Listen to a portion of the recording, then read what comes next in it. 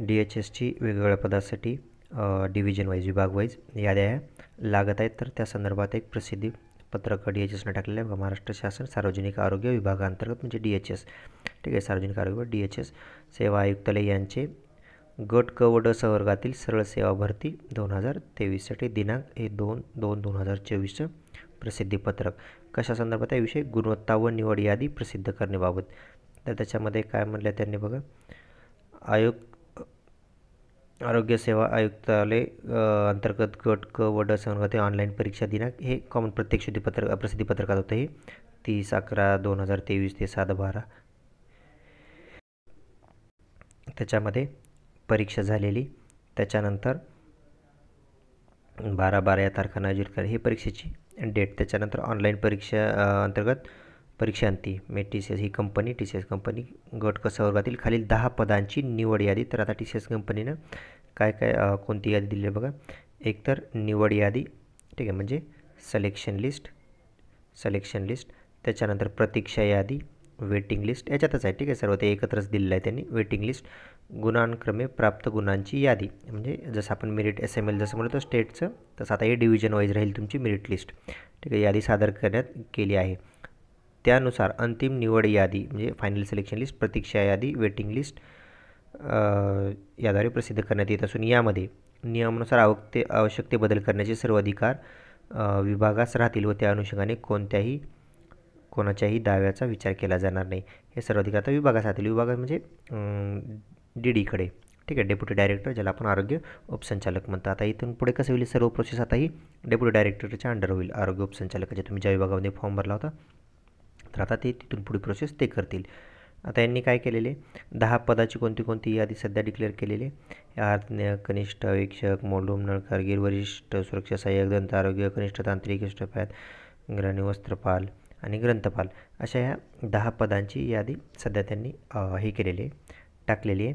पुढे आणखीन काय सूचना दिल्या त्यांनी की प्रस्तुत अंतरिम निवड यादी व प्रतीक्षा यादी यामध्ये 1:2 याप्रमाणे प्रतीक्षा यादीवर उमेदवार घेण्यात आले असून 1:2 म्हणजे एक जर कॅन्डिडेट सिलेक्ट असेल तर 2 जण त्याच्या अगेन्स्ट वेटिंगमध्ये, ठीक आहे. म्हणजे जर हा जर कॅन्डिडेट रिजेक्ट झाला तर आणखीन 2 कॅन्डिडेटला DVसाठी म्हणजे जर एक जागा असेल तर त्याच्या अगेन्स्ट 2 म्हणजे टोटल 3, ठीक आहे. एका जागेस 3 उमेदवार हा निवड झालेला आणि 2 वेटिंगसाठी असे इतके उमेदवार त्यांनी प्रतीक्षा यादीत उमेदवार घेण्यात आले असून सदर 3ही उमेदवार कोणत्याही कारणास्तव नियुक्तीस अपात्र ठरल्यास, म्हणजे जर समजा हे जे 3 कॅन्डिडेट घेतले, 3 कोणते, हा एक सिलेक्ट झालेला, त्याच्यानंतर हे 2 जे वेटिंगमध्ये बोलवले होते, जर समजा काही कारण जर ह्या 1 नंबरचा सिलेक्ट झाला तर ह्या दोन्हीमध्ये जो 1 नंबर आणि 2 नंबरचा होता याचं सिलेक्शन होईल. जर हा पण रिजेक्ट झाला समजा तर काय होईल की ह्या 2 नंबरचा समजा हाही रिजेक्ट झाला तर हे तिन्ही पण रिजेक्ट झाले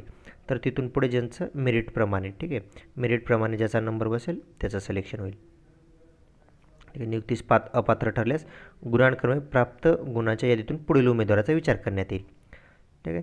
त्याच्यानंतर नेक्स्ट, या अंतरिम निवड यादी व प्रतीक्षा यादीमध्ये जाहिरातील मुद्दा क्रमांक 9 नुसार परीक्षेच्या एकूण गुणाच्या किमान 45% गुण प्राप्त केलेल्या उमेदवारांचा विचार करण्यात आलेला आहे.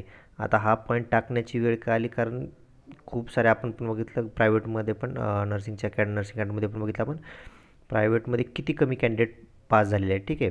अशा जागा वॅकंट राहतील, कॅन्डिडेटच पास नाही आणि काही आणखीन पण दाखवतो तुम्हाला मी लागलेले.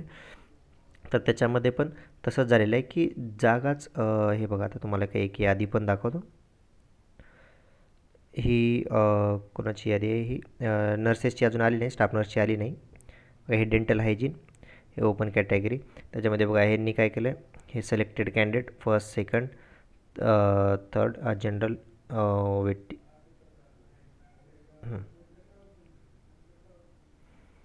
हां एक ओपन जनरल, त्याच्यानंतर ओपन जनरल वेटिंग लिस्ट 1, 2 असं हे केलेलं आहे, त्याच्या अगेन्स्ट घेतलेलं आहे. तर हे खालचे तर एका जागेसाठी 2च म्हणले होते, आता 3च झाले. हे इथून खालचे तर काय ते हे केले नाहीत, बोलले नाहीत, पण ह्याच्यामध्ये दोन्ही याद्या त्यांनी एकत्रच टाकलेल्या आहे. ह्याच्यामध्ये ही प्रोव्हिजनल सिलेक्शन लिस्ट पण टाकलेली आहे, ही सिलेक्शन लिस्ट आहे आणि वेटिंग लिस्ट, हा सिलेक्टेड कॅन्डिडेट आहे, खालचे 2 वेटिंग त्याच्या त्याच्यानंतर त्याच्यामध्येच हे मेरिट लिस्ट, गुणांक्रमे प्राप्त गुणांची यादी, हे ज्यांनी एक्झाम दिली हे सगळ्यांचीच हे मेरिटप्रमाणे मार्क आता हा पॉईंट टाकण्याची गरज त्यांना का आली शेवटचा, की 45% गुणांचा प्राप्त गुणांचाच फक्त विचार करण्यात आलेला आहे. त्यांनी आधी सांगितलं होतं 45% म्हणजे 90 मार्कला पास आहे. कारण त्याच्यामध्येच आणखीन बघा, हे ठाणे सर्कलचं, हे डेंटल हायजीनचंच ठाणे सर्कलची आहे, त्यांच्या पोस्टची. No candidate secure 45% marks, hence no candidate eligible for selection. कोणाला 45% मार्क्सच पडले, त्याच्यामुळे कोणीच सिलेक्टेड झालं नाही. ह्याच्यामध्ये बघा, हे एवढ्याने एक्झाम दिली होती, कोणालाच हे नाही आहेत, 90 मार्क्स नाही आहेत. त्याच्यामुळं या जागेवर एकाचंही सिलेक्शन झालं नाही. जागा सर्व वॅकंट आहेत, कोणाचंच सिलेक्शन झालं नाही. म्हणजे 45%चा क्रायटेरिया जो सांगितला त्यांनी तो स्ट्रिक्टली फॉलो करतात, की तेथून खाली तुम्हाला असं नाही की जागा व्हॅकंट राहिल्या तर चालतील, पण ते हे नाही करणार की तुमचं सिलेक्शन नाही होणार. तर ते एक आहे. त्याच्यानंतर नेक्स्ट, अंतरिम निवड यादीतील उमेदवारांना कागदपत्र पडताळणी करून नियुक्ती देण्याचे वेळापत्रक विभागाच्या संकेतस्थळावर प्रसिद्ध करण्यात येईल. आता आपण बघितलं इतक्या पदाची लागलेली नर्सिंगची वगैरे आणखी लागली नाही, ते लवकरच लागेल. आता उद्या सॅटर्डे जरी असेल तरी फर्स्ट सॅटर्डे आहे, तर उद्या पण लागू शकते, किंवा आजही जर अपलोड केली असेल तर लेट नाईट थोडी अपलोड होईल साईटवर. सध्या साईटच चालत नाही ॲक्च्युली, साईटवर खूप लोड आहे. त्याच्यामुळं थोड्या वेळानंतर परत ट्राय करत राहा. मी झाल्यानंतर मी ग्रुपवर टाकेनच तसं. तर उद्या पण लागण्याची शक्यता आहे, किंवा आज पण लागू शकते. लागल्यानंतर तसं अपडेट देईनच. त्याच्यानंतर नेक्स्ट बघा, ह्याच्यामध्ये त्यांनी काय म्हटलं होतं, कागदपत्र पडताळणी करून नियुक्ती देण्याचे वेळापत्रक विभागाच्या संकेतस्थळावर प्रसिद्ध करण्यात येईल. म्हणजे पडताळणी करून नियुक्ती देण्याचे वेळापत्रक, आता ह्याच्यामध्ये ते एकदाच देतील की DMR सारखं हे करतील, आधी DV, त्याच्यानंतर एकेकाला ऑर्डर देणं, ठीक आहे. ते आता त्यांच्यावर डिपेंड आहे कम्प्लिटली. आता रूल्स काय चेंज करत, जसं DMRनं रूल्स चेंज केले तसं यावेळेस आता नवीन कंपन्या नवीन रूल पण येऊ शकतात, ठीक आहे. पण मी ह्याच्या आधीची तुम्हाला प्रोसिजर सांगितलेली आहे.